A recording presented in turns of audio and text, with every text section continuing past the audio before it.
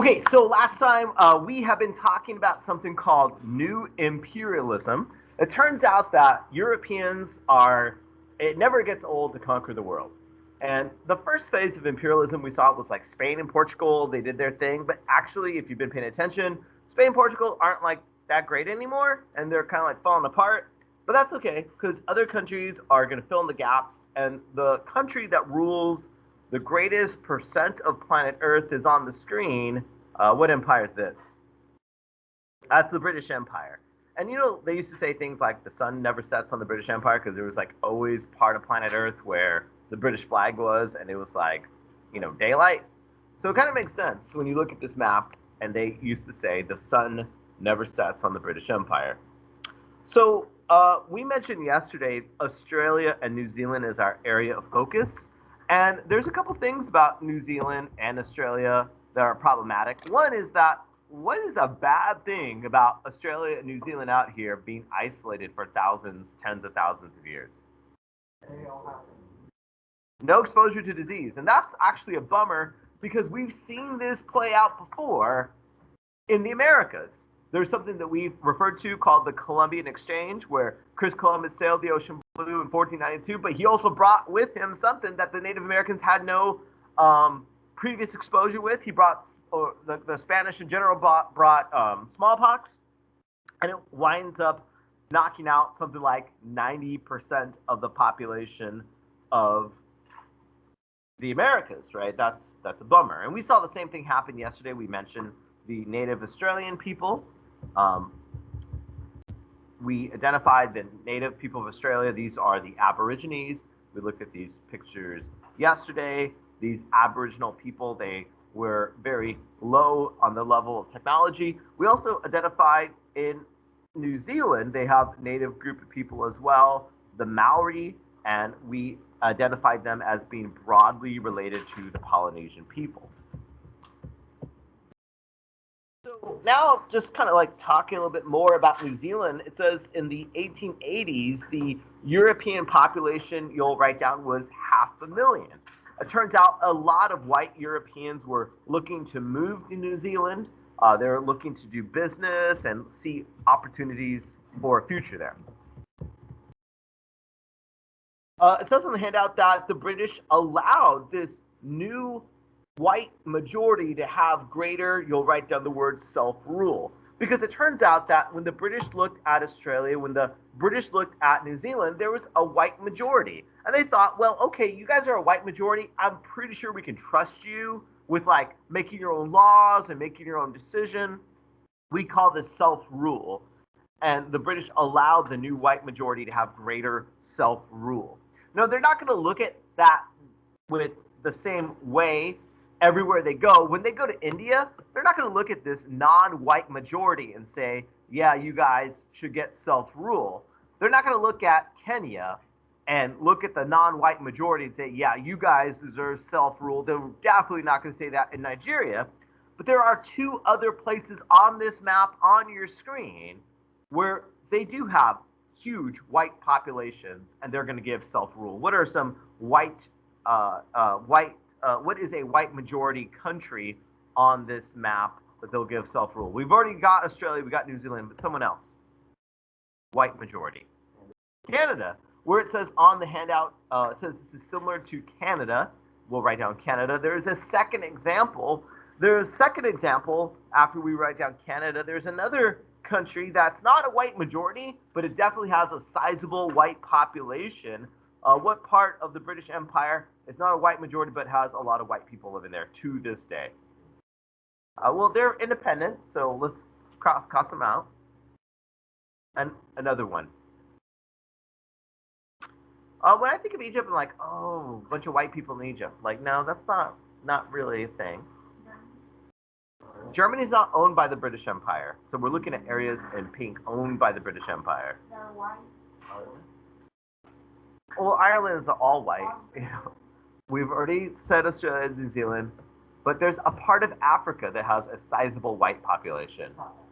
South Africa. Here is South Africa, if you don't know, and that's the second example. If you don't know, we'll talk about this later. There's actually a lot of white people in South Africa. white people have been in South Africa for 500 years. And what would you call yourself if you were if you're white, you're born in Africa, your dad was born in Africa, your grandpa, your great grandpa, and your great, I mean, yeah, well, there's a word on the board. They refer to themselves, if you see it on the bottom right hand corner, they call themselves Afrikaners. And that's because the types of white people that went were originally Dutch. And if their self identity, they would say that they are Afrikaner. They're African. I mean, and can you deny them that claim if their families lived there for half a millennia, for 500 years? We'll talk a little bit more about them later. All right, well, what's the U.S. been up to? So we talked about the British, but what about the Americans? Well, we have been busy as well. In fact, this slide is called the American Empire. We typically don't refer to ourselves as an empire because we think of ourselves as a republic and we believe in freedom and democracy, except for when we don't. You might remember, we recently had an assignment called Manifest Destiny, and we, the United States, we own everything in green. Well, if you just focus on this part, everything in green, part of this everything in green we got through Manifest Destiny. In fact, what two non-white people did we fight wars with to get everything that we see in green? Natives, not Spanish. Natives and Mexicans. So you might remember that we fought something called the Mexican-American War with Mexico, and we took a third of Mexico that had literally nothing to do with the beef we had with them. We took California, Nevada, we took Utah, Arizona, we took Colorado and New Mexico when the argument was about the border of Texas. We also fought Native American people. But we also are expanding by buying our way into expansion. In fact, we pick up this beauty, Alaska, and who do we buy Alaska from? The Russians, right? The Russians weren't looking to do much with it. We bought it, and that turns out to be a good buy. We actually also talked about buying Greenland, which is this huge island. That would have been like really cool, but it didn't work out. Do they have anything in Greenland? Like, do they have like the best oil? I'm sure they have something that we could exploit. Actually, Donald Trump in his last months offered to buy Greenland from Denmark. Greenland's not an independent nation. They're run by Denmark, which is like a small European country. And we called up Denmark like, hey, how much for Greenland? That actually, I think, would have been a very interesting development because we did the same thing with Alaska. But then we have the fact that all these other islands in the middle of the Pacific, FYI, we own all of these islands except for the Philippines. The Philippines is this last one on the far left. But everything else, everything in green right here is still in 2021 part of the United States. Now, that's kind of weird. Why in the world? You don't need a passport. You can go having never left the United States. In fact, the farthest you can go is this island here called Guam. This is part of the United States. This island, Guam, if you move to Guam, which is next to the Philippines, you've never left the United States. If you flew from LA to Hawaii to Guam, never left the United States at all. In fact, these are Americans. Everyone who lives in Guam is an American. And even though your spring break's different, maybe your spring break, you fly out to Japan for spring break because it's closer to get to Tokyo than it is to Hawaii or even, like, of course, obviously LA. If you live in Guam as an American citizen, it's like, man, what should we do on vacation? Oh, let's go to China for vacation because it's literally faster to get to China than get to the rest of the United States. These are Americans, though. I have friends who live in Guam right now. You could move to Guam having never left the United States. Yeah, how do you even know these people? Well, I try.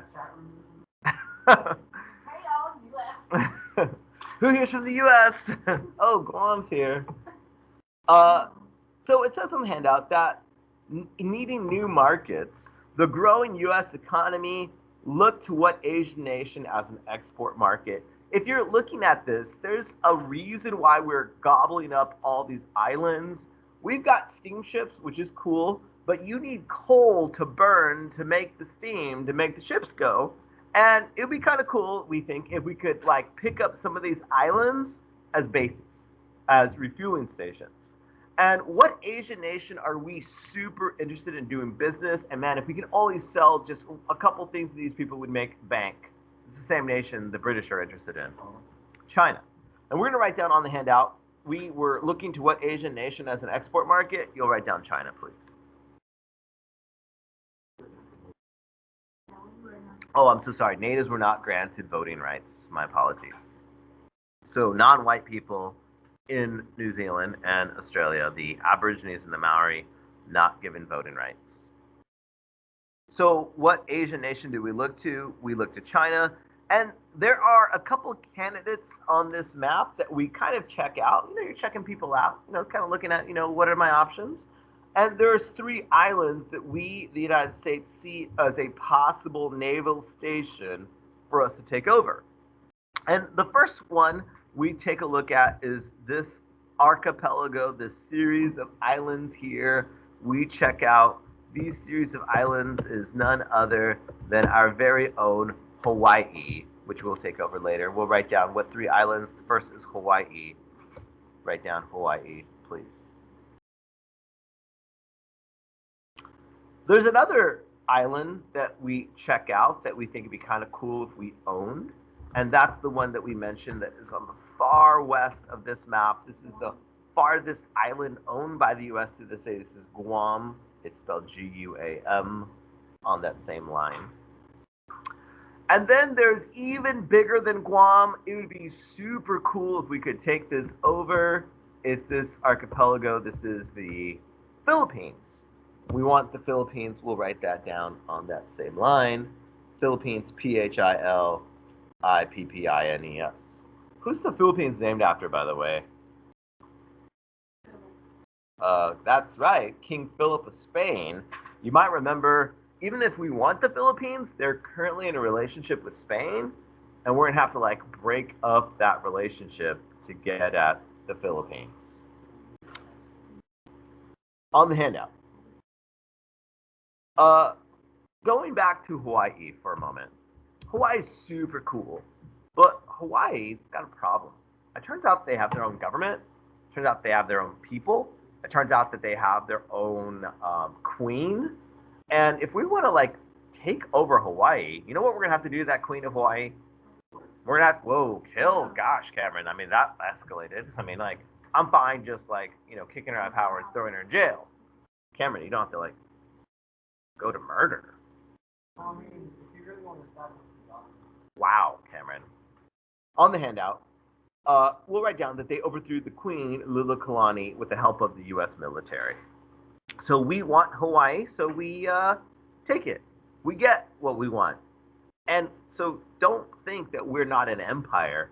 We are an empire because these people didn't choose to be part of the United States. We took them over, and they still are to this day. On the backside, Hawaii was annexed. To annex means to take over. To annex means to become part of, and we annexed Hawaii. Annex is A-N-N-E-X-E-D. We annexed Hawaii. They didn't want that, but we did, so it doesn't really matter. And again, we felt we needed this as a stepping stone to Asia. Stepping stone to Asia.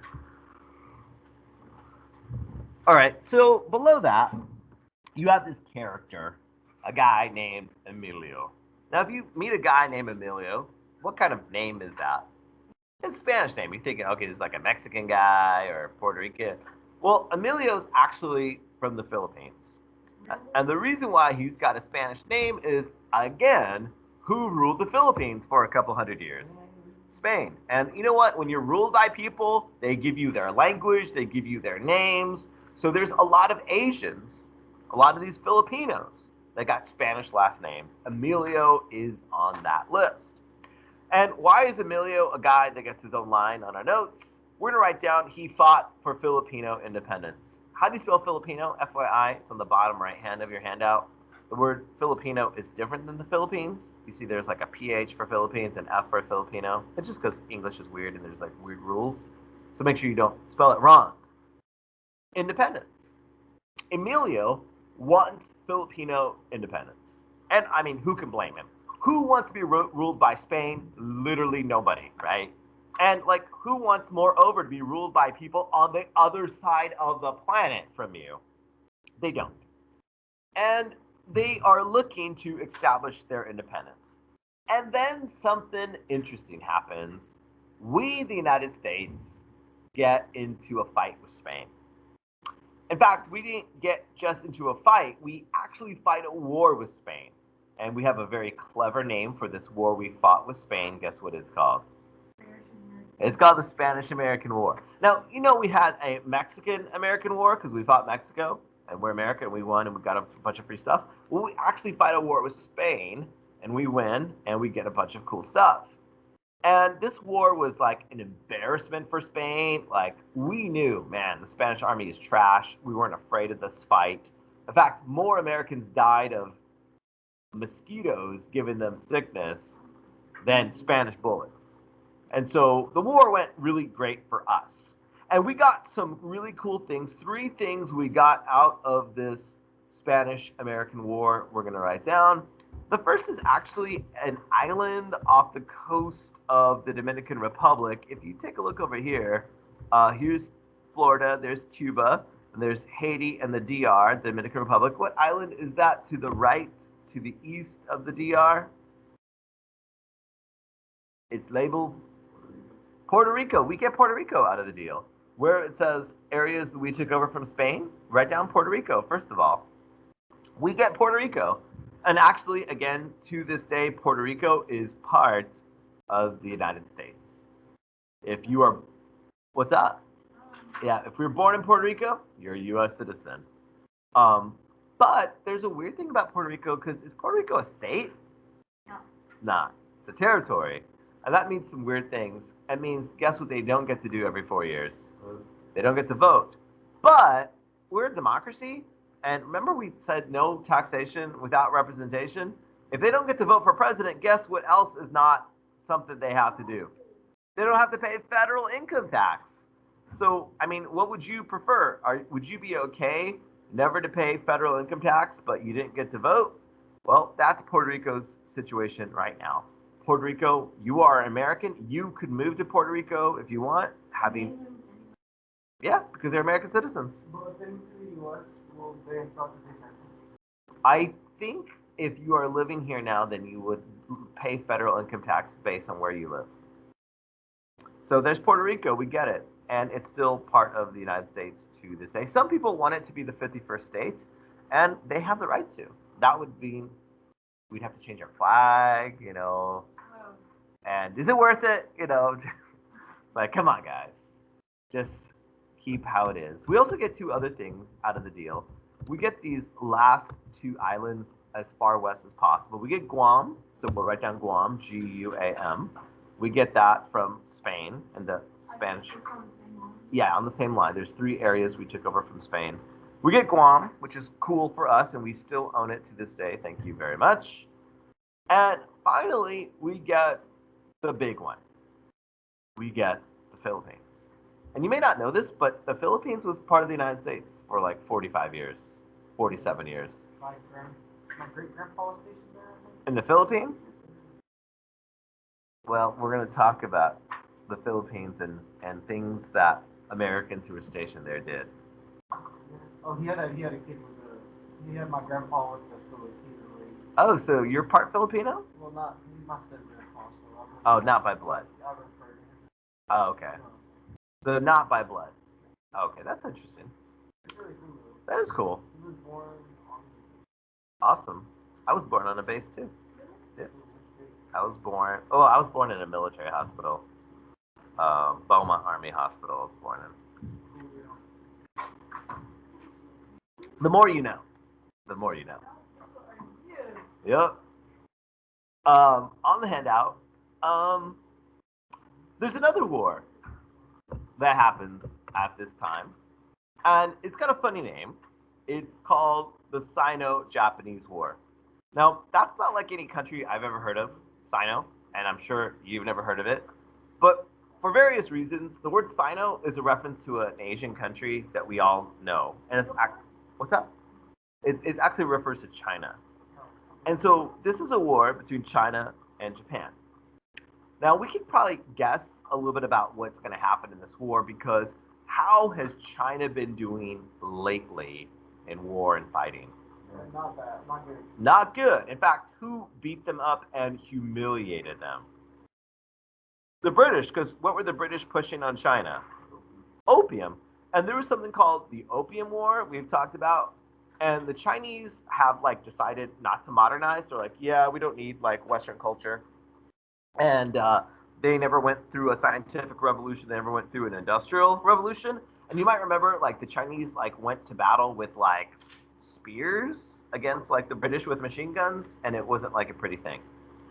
So Japan goes to war with China. And like in any other context, if you have like massive China fighting Japan, I would probably put my money on China, right?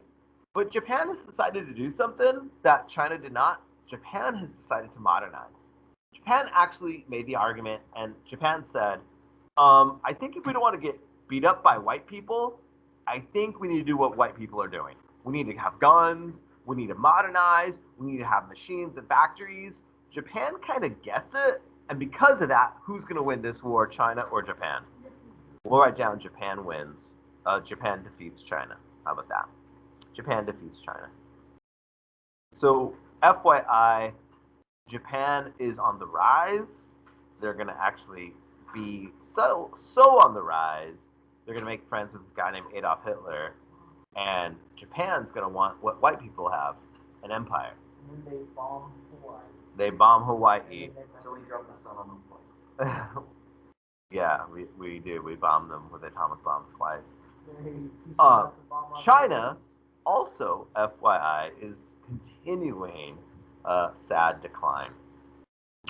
It says on the handout, well, what happens when we, the U.S., we fought the Spanish, we bought the Philippines from Spain, and it says we refused to grant them independence. You know, like when we showed up at the Philippines, at first the Filipinos were super happy to see the Americans. They're like, oh, you guys are here to help us. We said, oh, the Filipinos thought we were going to help the Spanish get kicked out. But it turns out it was a lot more complicated than that.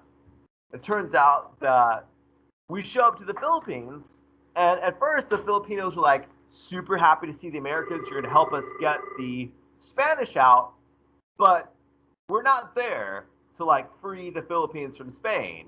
We're there to take over the Philippines.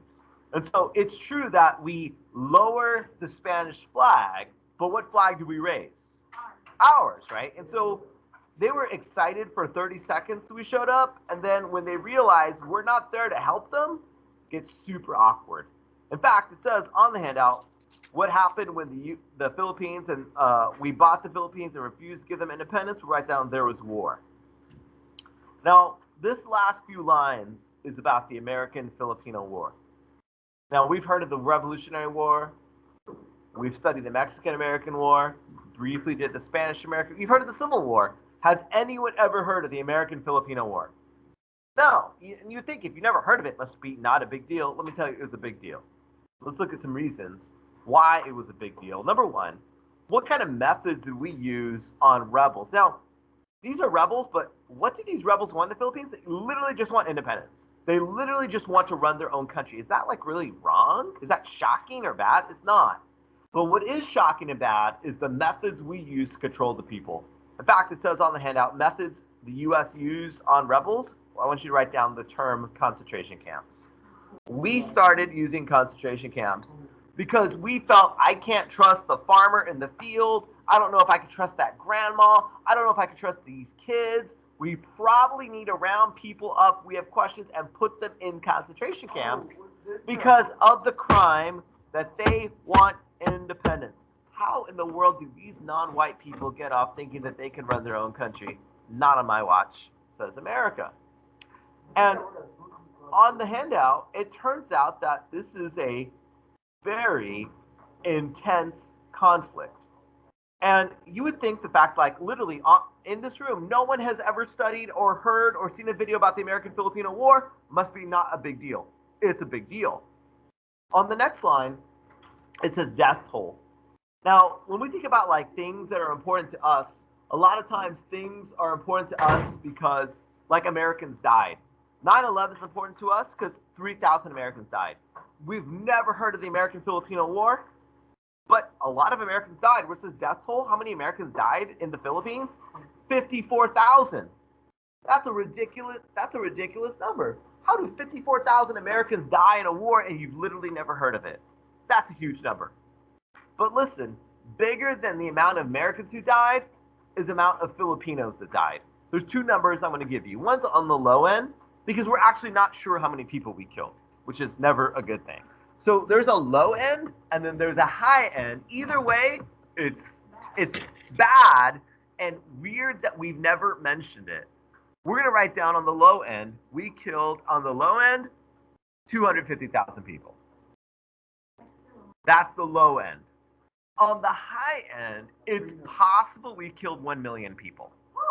You would think that if our government killed 1 million non-white people for the crime of wanting to be independent, we would have thrown that out there. We would have just mentioned it. Oh, by the way, we killed 1 million Filipinos, possibly. But we don't talk about that. It's important we recognize that even though I believe in total the U.S. has been a force for good, we ended the Holocaust, we fought communism. I think there are some good, great things we've done. We shouldn't shy away from the terrible things we've done, the legacy of slavery, our imperialism in Asia. This was not a good thing. Up to 1 million Filipinos died for the crime of wanting independence. Now, we actually did give them independence eventually in 1946. FYI, we gave them independence after World War II because it gets kind of awkward for us to be mad at Hitler and say, how dare Adolf Hitler invade a bunch of people? How dare Adolf Hitler take freedom and independence? Oh, by the way, I literally owned a bunch of non-white people and killed 1 million of them in concentration camps. Awkward moment, the United States says, and so we give them independence in 46. So America, are we an empire in the 1800s? Absolutely we are. This whole time frame, we call it new imperialism. Okay, so with that, I'm going to stop this recording. Hopefully, you got everything we needed.